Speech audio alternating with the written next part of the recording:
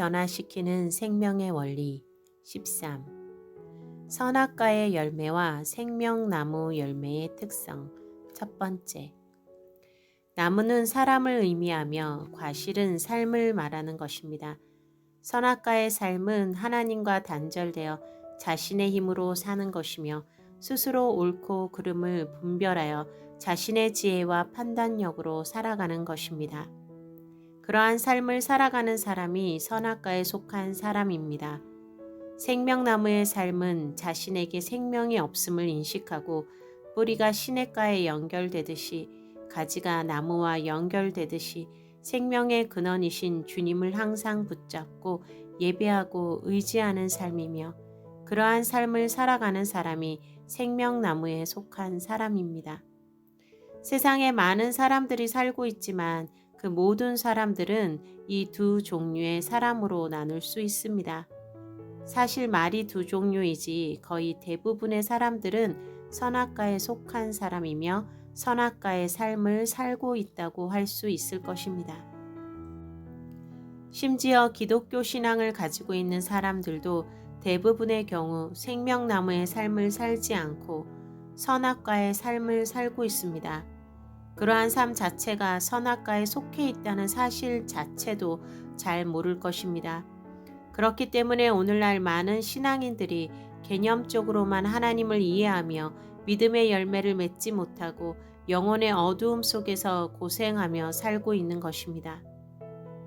선악과에 속한 삶, 그리고 생명나무에 속한 삶, 그 두 가지의 삶의 열매는 너무나 다른 것입니다. 그것은 생명과 사망의 차이와 같습니다. 지금까지 이것에 대해서 언급했으므로 이제는 선악과에 속한 삶이란 자기 중심적이며 주님으로부터 독립적인 삶이며 생명나무에 속한 삶이 매사에 항상 주님을 기억하고 기도하는 자세로 살아가는 것임을 이해하셨을 것입니다. 이 장에서는 선악과에 속한 삶의 열매와 생명나무에 속한 삶의 열매의 차이점을 살펴보기로 하겠습니다. 첫째로, 선악과의 삶은 생명과 끊어진 단절된 삶이며 머리와 논리의 삶입니다. 모든 논리와 판단의 근거는 옳고 그름입니다. 어떤 사람을 비판할 때도 그가 옳지 않으며 틀렸다고 말합니다. 그가 하나님에게서 단절되었다고 판단하지 않습니다. 그가 생명이 부족하다고 하지 않습니다. 다만 그는 틀렸다고 합니다. 생명나무에 속한 판단은 옳고 그름의 문제가 아닙니다. 그 사람에게 생명이 있는가 없는가, 하나님과의 교제가 충분한가를 가장 먼저 봅니다.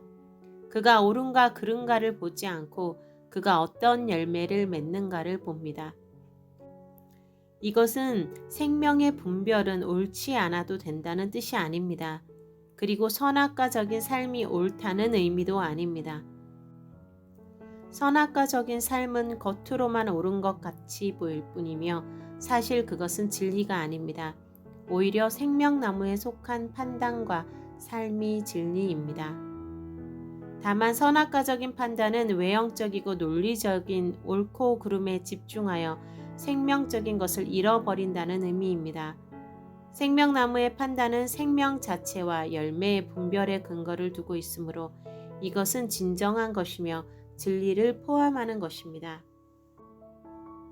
생명나무에 의한 분별은 생명과 단절되어 연결이 충분하지 않으면 자연적으로 악한 열매를 맺는 것을 알기 때문에 그 사람 자체나 논리의 옳음을 보는 것이 아니라 그의 연결을 확인하는 것입니다.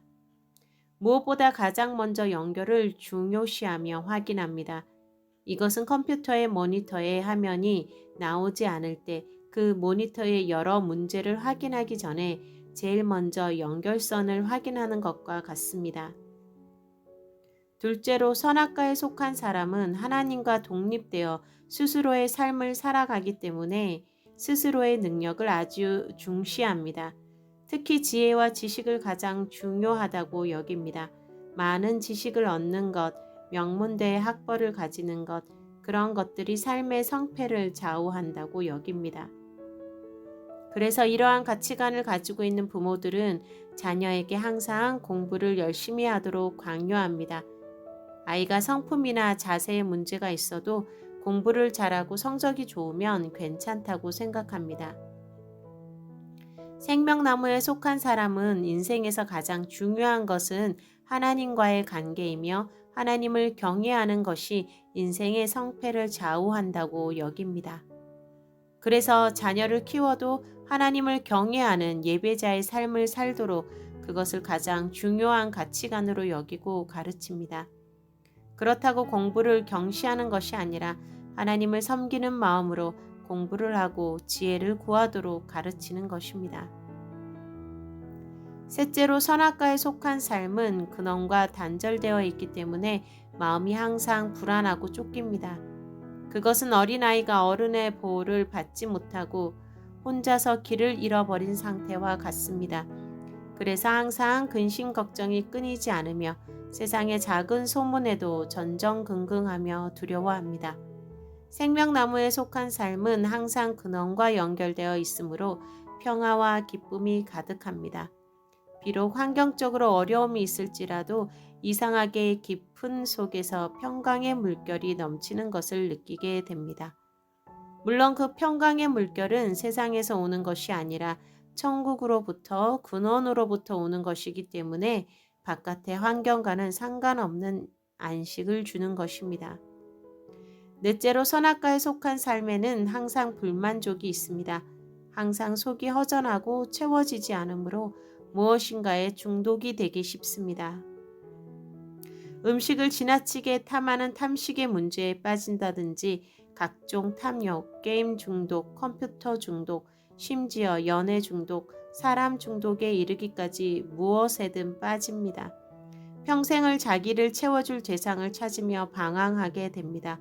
그러나 근원과 단절된 사람은 결코 어디에서도 만족을 누릴 수 없습니다. 생명나무에 속한 삶에는 항상 평안과 만족감이 있습니다. 그러므로 돈이나 명예나 보이는 것들, 의식주에 빠지지 않게 됩니다. 그것은 내면의 깊은 속에서 항상 만족감이 흐르기 때문입니다.